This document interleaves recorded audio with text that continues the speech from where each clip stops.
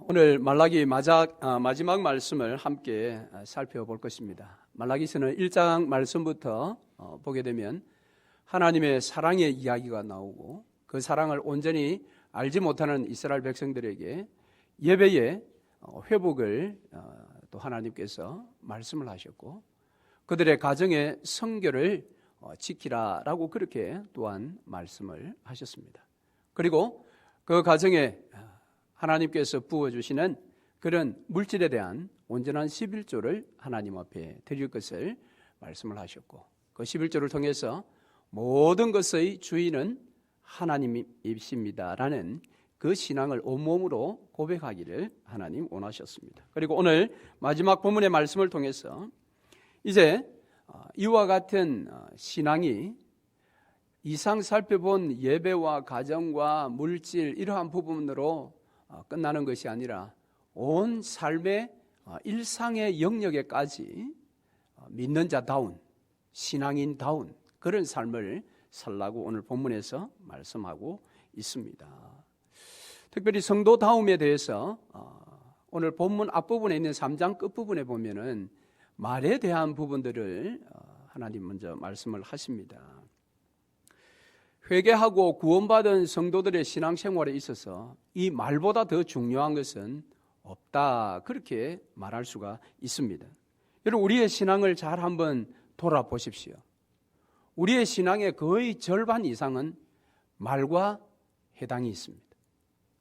그래서 어떤 면에서는 신앙생활 잘 하는 것은 말을 잘 하는 것입니다.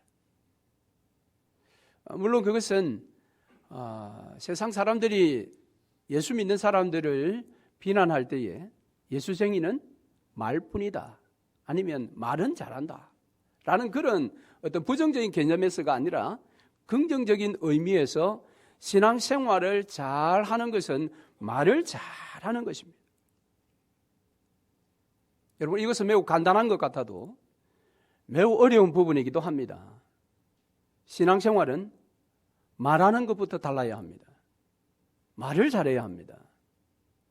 오순절 성령 강림의 사건을 우리가 잘 압니다.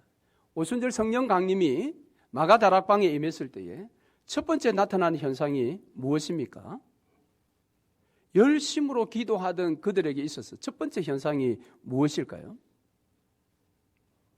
그들에게 첫 번째 현상은 방언의 현상이었습니다. 낭곱 방언으로 고린도전서에서 이야기하는 어떤 우리가 알아들을 수 없는 그런 어떤 언어로서의 방언이 아니라 거기에 참여한 사람들이 했던 그 방언은 각 지역에서 예루살렘에 올라왔던 사람들의 각각 그들의 언어로 다 들렸다라는 겁니다. 그러니까 그 120명이 방언하는 그 방언을 듣고 아무도 이해하지 못하는 사람이 없었다라는 겁니다. 여러분 그것이 무엇입니까? 오순절 성령 강림의 첫 번째 역사는 그 사람들의 언어의 변화였습니다. 그리고 그 본문에 보면은 그들은 하나님의 큰 일을 말했다고 했습니다. 각 나라의 말로 다 이야기했는데 주제는 동일했습니다. 하나님의 큰 일이었습니다. 말이 바뀌어졌습니다. 이 사건은 창세기 11장에 나오는 바벨탑 사건을 연상케 합니다. 노아 후손들이 하나님을 잘 섬기다가 세월이 지나면서 세상의 딸들을 좋아하기 시작해서 신앙이 문제가 생기기 시작했습니다. 그래서 그들이 결국은 바벨탑을 쌓았습니다. 노아 분명히 하나님께서 언약하시기를 다시는 물로서 세상을 심판하지 않겠다라고 언약을 그들에게 주었음에도 불구하고 그들은 그 하나님을 믿지 못했고 다시 하나님이 이 세상을 물로 심판할 때 우리는 살아남자라고 하며 높은 바벨탑을 쌓아 올렸습니다. 그때 하나님께서 그들의 죄악을 심판하시기 위해서 바벨탑에 임하셔서 행하신 일이 무엇입니까? 언어를 혼잡케 만드신 것입니다. 그때부터 서로 간에 말이 통하지 않도록 오늘날 우리가 영어, 스페인어, 프랑스어 뭐 이런 말이 잘 이해가 안 되는 거죠. 언어를 완전히 혼잡케 만들어버렸습니다. 그것은 죄에 대한 심판이었습니다. 그런데 오순절 성령 강림 때에 그 혼잡했던 언어가 한번 놀라운 기적과 같이 동일하게 다 자기들의 언어로 들렸다라는 겁니다. 여러분, 이것은 매우 중요한 시사점이 있습니다. 오늘 오순절 성령 강림으로 말미암아 이 땅에 세워진 주의 몸된 교회, 이 교회에서 우리가 신앙생활할 때에 가장 중요한 것은 그러므로 말입니다. 말을 잘해야 합니다. 신앙생활하면서. 그러나 이스라엘 백성들은 이 말에도 문제가 있었습니다. 그래서 말라기 3장 13절 이후에 보면은 그들은 말로서 하나님 앞에 범죄합니다. 무슨 말을 했습니까? 하나님 섬겨도 다 헛돼. 하나님 섬겨봐야 별 소용없어 라는 말로 범죄했습니다. 뿐만 아니라 그들은 오히려 교만한 자가 더 하나님께 주목받는다라고 그렇게 말로서 죄를 범했습니다. 그러자 하나님께서 3장 18절 말씀에 의인과 악인을 분별할 것이라고 말씀합니다. 이 18절의 말씀에 의인과 악인의 분별의 기준은 말입니다. 무슨 말을 하느냐, 그 말을 가지고 하나님께서 악인과 의인을 구분하시겠다. 그리고 드디어 4장 1절 오늘 본문에 보면 하나님께서 심판주로 이 땅에 오셔서 그 악한 자들을 지푸라기 같이 용광로의 불에 지푸라기가 순식간에 타는 것처럼 하나님께서 그렇게 심판하시겠다라고 말씀을 합니다. 이 무시무시한 심판날에 하나님께서는 반드시 악인을 심판하실 터인데 그 악인은 오늘 문맥의 이 흐름을 볼 때에 가장 첫 번째 말로서 범죄하는 자들이 거기에 해당이 되는 것입니다. 그래서 이 무시무시한 심판의 날이 오기 전에 너희들은 회개하고 하나님께로 돌아서라고 말씀을 하십니다. 이것이 구약의 마지막 메시지의 핵심 내용입니다. 창세기부터 말라기까지의 모든 말씀에 구약시대의 마지막에 하나님 들려주신 말씀은 이 마지막 심판날이 오기 전에 너희들이 회개하고 돌아서라라는 것입니다. 그래서 오늘 마지막 주신 이 메시지의 말씀을 통해서 오늘 저와 여러분들이 듣고 오늘 우리에게 교훈을 받아야 할 것이 무엇인지를 함께 생각해 보려고 합니다. 하나님 앞에서 어떤 사람들은 거리낌 없이 말을 하는 사람들이 있습니다. 오히려 그렇게 말하는 것을 당당하게 생각하는 그런 사람들도 있습니다. 그러나 오늘 우리가 꼭 기억해야 될 것은 신앙생활 잘하는 것은 이 말에 달렸다는 사실을 여러분 잊지 마셔야 됩니다. 그래서 3장 끝부분에 하나님 앞에 말로서 범죄한 사람들도 있었지만 말로서 하나님께로부터 우리 사람이 자기의 자식을 아끼듯이 아주 아낌을 받는 사람들이 있다고 했는데 그들의 말하는 솜씨를 여러분 한번 보시기를 바랍니다. 16절을 한번 보시죠. 3장 16절입니다. 그때에 여호와를 경외하는 자들이 피차에 말하매 여호와께서 그것을 분명히 들으시고 여호와를 경외하는 자와 그 이름을 존중히 여기는 자를 위하여 여호와 앞에 있는 기념책에 기록하셨느니라 라고 그렇게 말하는 것을 우리가 보게 됩니다. 여호와를 경외하는 자들은 그들이 내뱉는 말, 그 말을 하나님이 듣고 계시다라는 것을 안다라고 이야기를 합니다. 뿐만 아니라 그것을 알고 말에 실수함이 없이 하나님을 잘 경외하는 자들은 여호와 앞에 있는 그 기념책에 이름이 기록될 것이다. 뿐만 아니라 17절 18절에 보면은 그들을 하나님의 소유로 삼고 그들을 진정 아낄 것이다 라고 그렇게 말씀하고 있습니다. 여러분, 오늘 우리도 우리의 이 언어 생활에 대한 중요성을 여러분 새해 첫 주에 한번 우리가 돌아보면 좋겠습니다. 우리가 말하는 이 모든 말은 하나님이 다 듣고 계십니다. 이것은 이미 구약의 민수기에 나오는 내용을 통해서도 우리가 잘 알고 있지요. 민수기의 말씀에 보면 하나님께서 이스라엘 백성들에게 내 귀에 들린 대로 너희에게 행하겠다 그렇게 말씀하셨습니다. 그것은 그들이 복을 받을 말을 했기 때문에 그 복을 받을 말을 듣고 하나님 그대로 행하신 것이 아니라 그들이 하나님 앞에 불평하며 죽겠다고 소리쳤던 그 소리를 하나님 들으시고 그 소리대로 너희들이 외치는 소리대로 내가 너희들에게 행하겠다라고 말씀하셨습니다. 그래서 그들은 죽겠다고 했기 때문에 하나님은 광야 40년 생활 중에 다 죽게 하셨습니다.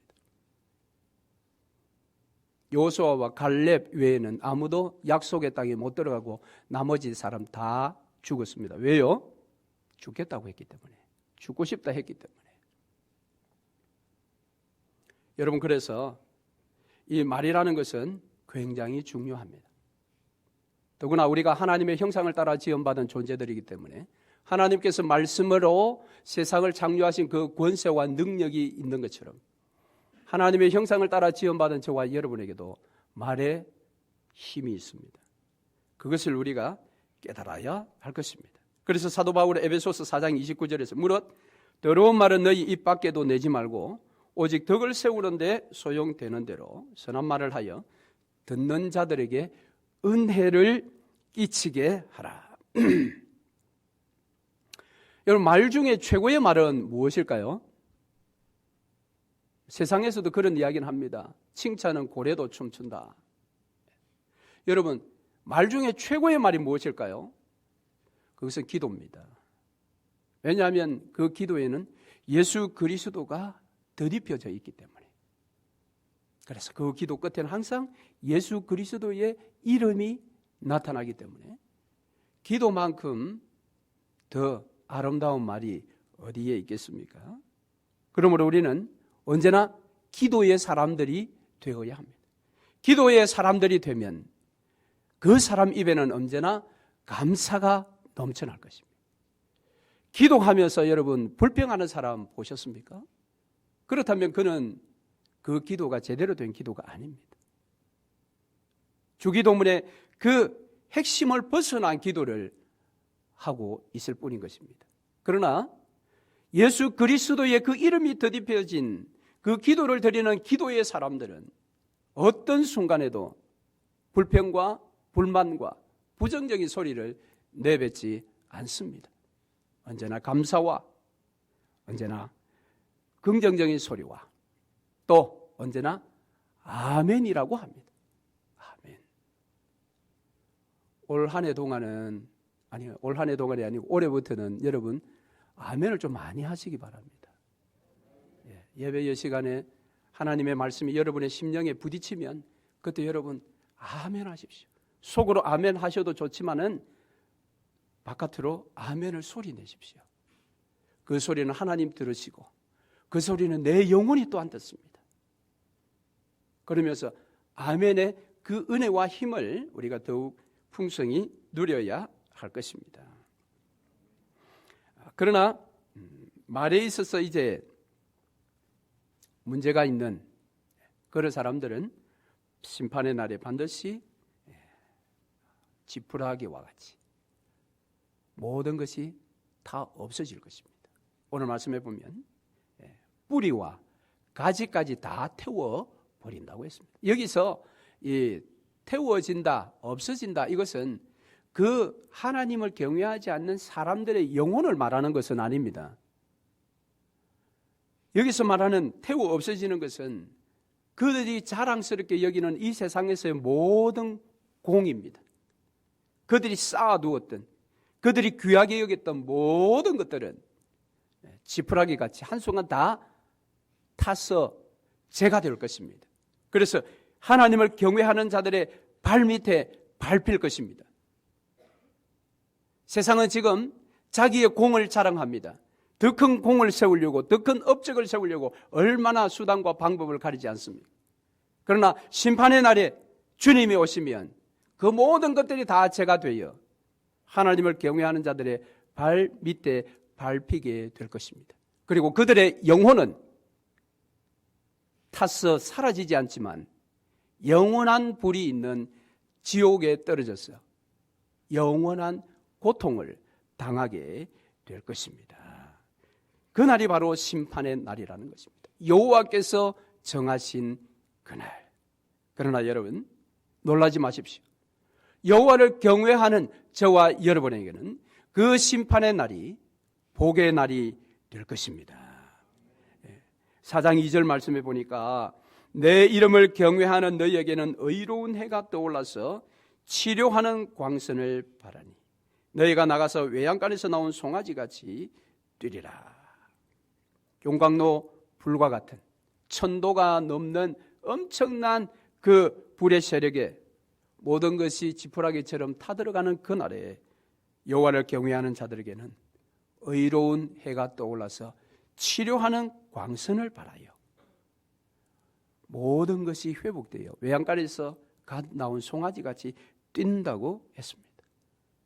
여러분, 우리가 예수 그리스도를 믿고 신앙생활하면 참 복되고 행복하지 않습니까? 그러나 이 세상에 살기 때문에 때로는 슬픔이 있고요, 때로는 아픔이 있는 것입니다. 때로는 내가 원치 않는 그런 허물들도 있는 것입니다. 그런데 의로운 해가 떠올라서 그 모든 우리의 삶에 있는 아픔과 슬픔들을 다 치료해 주시겠다고 약속하고 있습니다.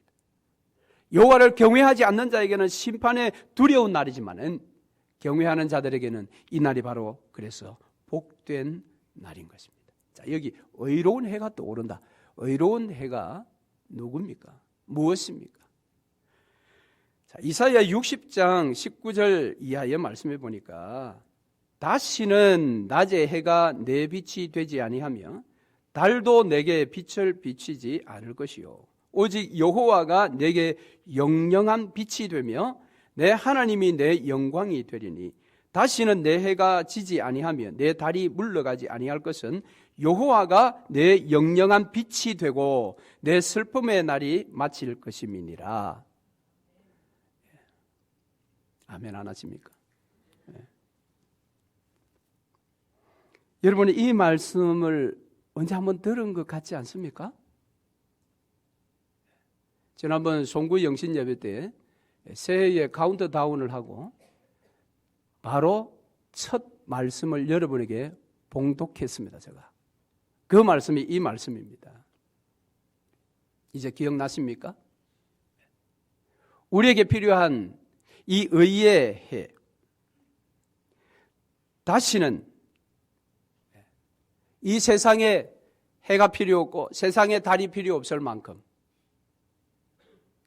예수 그리스도가 의로운 해가 되어서 우리의 삶을 늘 비춤으로 우리의 삶에 어두움이 다 물러가고 슬픔의 날이 끝나게 될 것이다.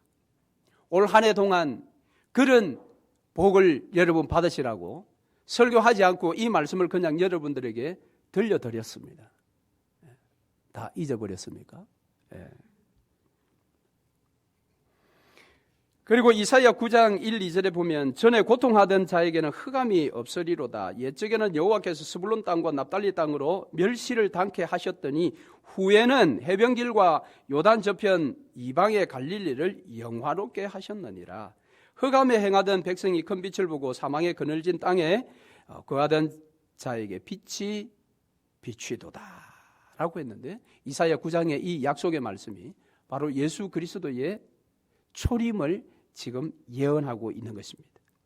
그래서 실제 보면 마태복음 4장 12절 말씀에 예수께서 요한의 잡힘을 들으시고 갈릴리로 물러가셨다가 나사렛을 떠나 스불론과 납달리 지경 해변에 있는 가버나움에 가서 사시니 이는 선지자 이사야로 하신 말씀을 이루려 하심이라. 일러서되 스불론 땅과 앞에 들려드렸던 이사야 9장의 말을 여기에 마태가 또 표현하고 있습니다. 스불론 땅과 납달리 땅과 요단강 저편 해변길과 이방의 갈릴리여 흑암에 앉은 백성이 큰 빛을 보았고 사망의 땅과 그늘에 앉은 자들에게 빛이 비추었도다 하였느니라.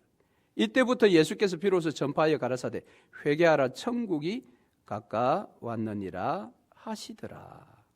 그러니까 이사야 9장에서 약속했던 이 의로운 해, 그분이 바로 마태의 증언을 보면 예수 그리스도다라는 것입니다. 그래서 이전에는 스불론 땅과 납달리 땅, 이 땅의 사람들이 어두운 가운데 고통 가운데 있었지만 이제는 어두움이 물러가고 슬픔의 날이 끝났다라고 이야기를 하는 것입니다.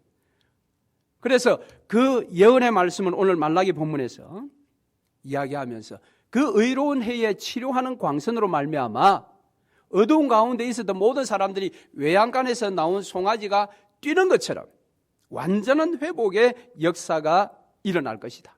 여러분, 이것이 구원의 기쁨입니다. 여러분, 외양간에서 나온 송아지가 뛰는 것을 여러분 보신 적이 있으십니까? 젊으신 분들은 못 보셨겠죠. 저도 그렇게 특별한 기억은 없는 것 같은데, 어쨌든 그 어미소와 그 뒤에 뛰는 그 송아지, 새끼 소가 뛰는 것을 본 적은 있습니다.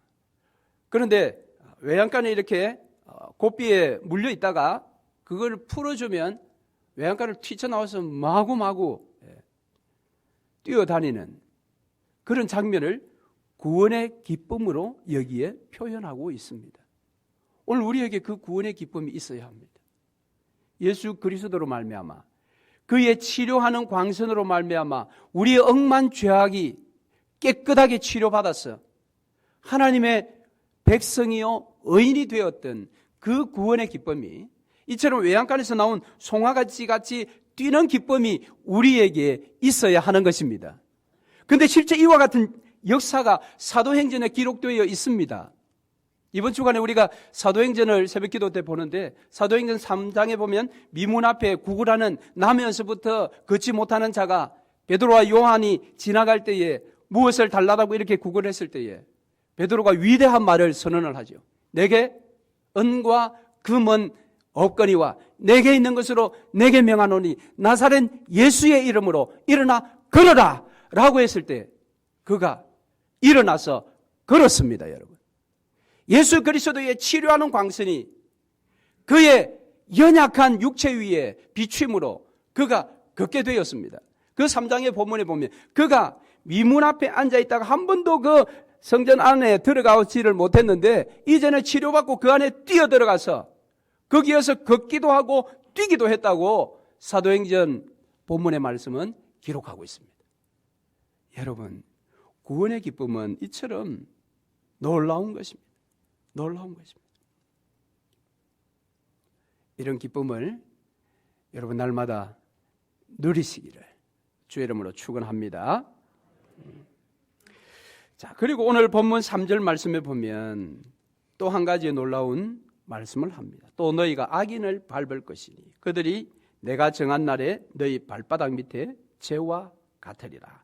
만군의 여호와의 말이니라. 이게 그들은 상상이 안 됩니다. 왜요? 3장 앞부분 16절에서 자기들이 볼 때는 자기들 하나님 섬기는 사람들 삶은 별 볼 일 없고 그저 교만하고 악하게 말하고 공격적으로 말하고 그런 사람들은 오히려 더 복을 받고 더 잘 사는 것처럼 보였다라는 것입니다. 그래서 하나님 앞에 그들이 말로 범죄를 한 것입니다. 그런데 오늘 주님이 무엇이라고 말씀합니까? 그들이 강성하게 보이느냐?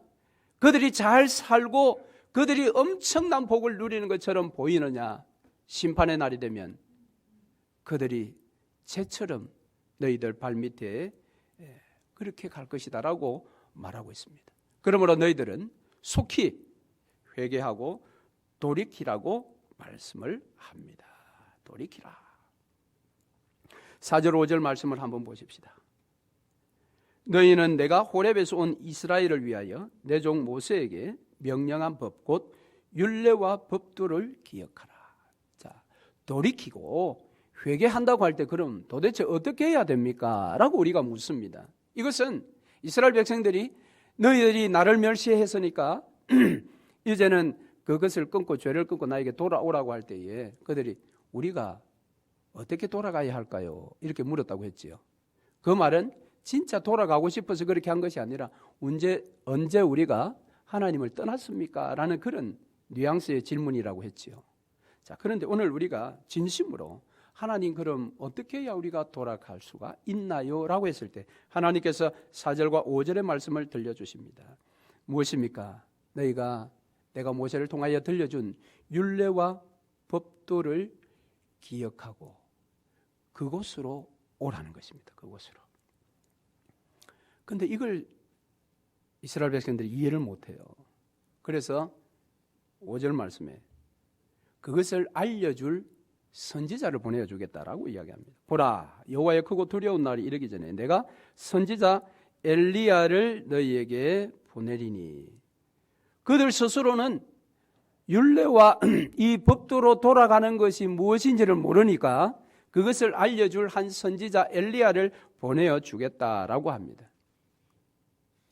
그러니까 그 선지자 엘리야가 와서 지금까지 듣지 못했던 어떤 율례와 법도를 이야기하는 것이 아니라 이미 모세를 통해서 주었던 그 율례와 법도를 기억나게 해 줄 것입니다. 그래서 여러분 여기 기억하라 이 말은 신명기서에 가장 많이 나오는 표현입니다. 기억하라, 기억하라, 잊지 마라. 그래서 여호와의 율법을 너의 미간에 기록했어. 늘 기억을 하라. 그런 말씀이 많이 나오지 않습니까?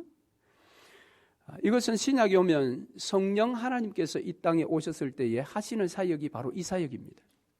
예수께서 보내신 보혜사 성령이 이 땅에 오시면 예수께서 가르쳐 주신 모든 것을 기억나게 하실 것이다. 이것이 예수님의 해설이었습니다. 그러므로 오늘 우리에게도 이 기억나게 하는 일이 성령을 통하여 일어난다면 우리가 날마다 성령 충만을 사모해야 되지 않겠습니까? 그리고 성령 하나님께서 기억나게 하시는 핵심은 예수 그리스도입니다. 예수 그리스도의 말씀, 그의 가르침. 그러므로 오늘 여기에서도 너희가 율례와 법도를 기억하라 이 말은 신약의 개념으로 보면 예수 그리스도를 기억하라라는 말과 같습니다. 예수 그리스도를 기억하도록 만드시기 위해서 선지자 엘리야를 보내주겠다. 자, 이 엘리야가 누굽니까? 그러면 이 엘리야가 누군지 유대인들은 오해를 했습니다.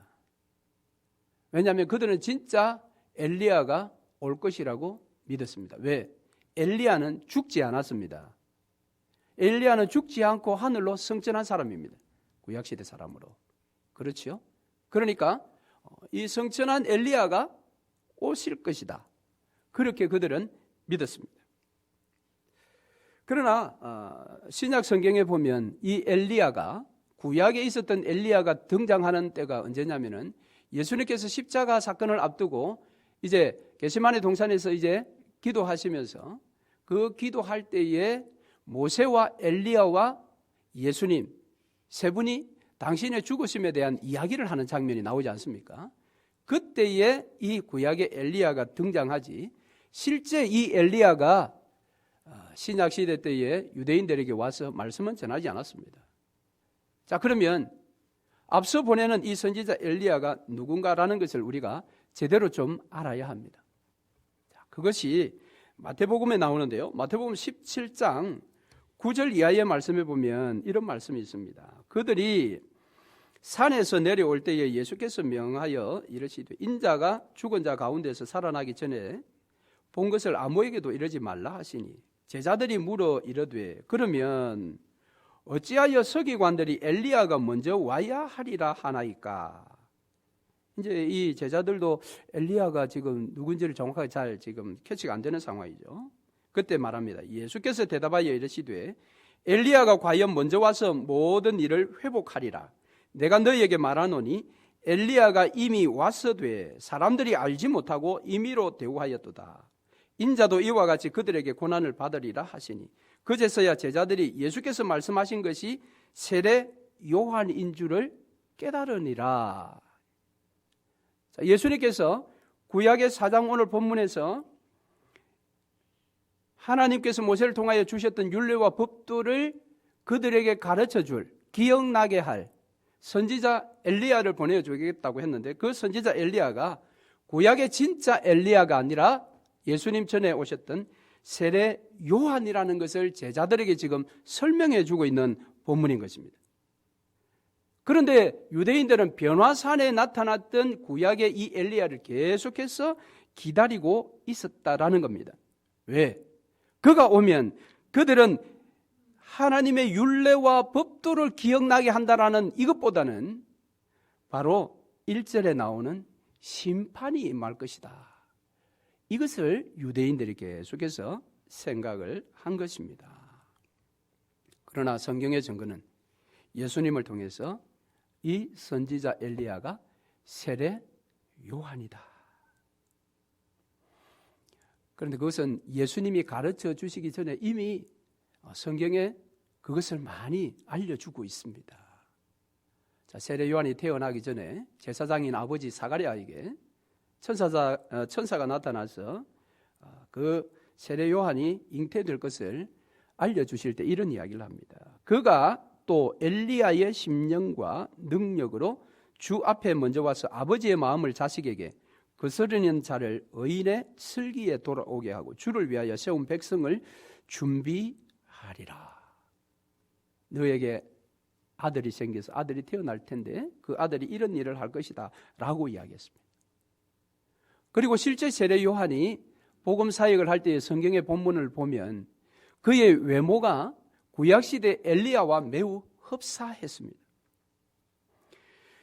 자, 그 구약의 엘리야가 나타나는 이 열왕기서에 보면 열왕기하 1장 이하에 보면 아하시야 왕이 다락에서 떨어져 가지고 갑자기 이 병이 심하게 되어서 죽을지도 모르는 지경에 놓였습니다. 그랬을 때에 이 아하시야 왕이 이방 선지자 바알세붑에게 내가 가면 지금 이 병으로 내가 죽을지 살지 한번 물어보고 오라고 그렇게 했습니다. 그랬을 때에 사람들이 가서 이제 그 바알세붑에게 물어보니까 그 바알세붑이 하는 말이 엘리야가 말하기를 왕은 죽는다고 합디다 그랬던 겁니다. 그랬더니 이 아하시야 왕이 그 선지자 모양이 어떻느냐 그래 물었습니다. 그렇게 물었을 때에 그는 털이 많은 사람이었고 허리에는 가죽띠를 띠고 있었다 그렇게 표현을 합니다. 자, 이 털이 많았다 이 말은 다른 번역에서는 털옷을 입었다 그렇게 또 번역하는 성경도 있습니다. 그러니까 보세요. 구약에 엘리야가 털옷을 입고 가죽띠를 띠고 그는 선지자 사역을 했습니다. 세례 요한도 복음서에 보면 그는 가죽옷을 입고 가죽 털옷을 입고 그 다음에 허리에 띠를 띠고 석청과 뭐 그런 열매들을 먹으면서 사역하지 않았습니까? 외모도 이렇게 흡사하다라는 겁니다. 외모뿐만 아니라 두 사람이 사역했던 사역의 배경도 비슷합니다. 즉 엘리야가 사역했던 그때는 악한 아합 왕이 있었죠. 그런데 이 악한 아합 왕보다 더 악한 사람이 한 사람이 있었는데 그의 부인 이세벨이었습니다. 예수님 시대 때에도 악한 왕이 세례 요한 시대에 있었습니다. 헤롯이죠. 그런데 이 헤롯 왕보다 더 악한 여인이 있었는데 헤로디아입니다. 그의 부인 헤로디아. 그리고 급기야 헤로디아로 말미암아 세례 요한의 목이 달아나집니다. 그러니까 외모도 사역 배경도 이미 선지자 엘리야가 세례 요한이라는 것을 다 알려주고 있는 것입니다. 자, 이제 그 끝에 누가 오신다는 겁니까? 의로운 해 되신 예수 그리스도가 오신다. 할렐루야. 그래서 그분이 2000년 전에 이 땅에 오신 것입니다. 그분이 오실 때는 심판의 날이기도 하고 그분이 오실 때는 복의 날, 영광의 날이기도 합니다. 자, 그래서 예수님 이 땅에 오셔서 의로운 해가 되어 치료하는 광선을 십자가 위에서 그의 죽으심을 통하여 바라심으로 저와 여러분의 모든 죄악을 씻겨주시고 우리 영혼에 깃들었던 어두움들을 다 물리쳐 주셨습니다. 할렐루야. 그런데 그분이 이제 이 땅에 다시 오시겠다고 합니다. 말라기 시대 마지막 시대에 선지자 엘리야를 보내고 내가 곧 가서 심판하리라고 하셨던 그분이 이 땅에 다시 오시겠다고 약속하셨습니다. 그분은 이 땅에 반드시 오십니다. 또 속히 오실 것입니다. 그럼 우리는 그분을 맞이할 준비를 해야 하는 것입니다. 의로운 해가 되신 예수 그리스도, 그분을 맞이할 준비는 무엇입니까? 우리가 회개하여 돌이켜 하나님 앞에 늘 머무는 것입니다. 뿐만 아니라 아직도 회개치 않은 이 땅에 예수를 믿지 않는 많은 사람들에게 회개할 것을 우리가 복음을 통하여 권면해야 합니다. 의로운 해가 곧 오신다라고 했던 그 메시지처럼 그 의로운 해가 이 땅의 재림의 주로 다시 오신다라는 사실을 복음과 더불어 우리가 그들에게 전해야 할 것입니다. 그렇지 않으면 그들은 심판의 날이 그들에게 닥칠 것입니다.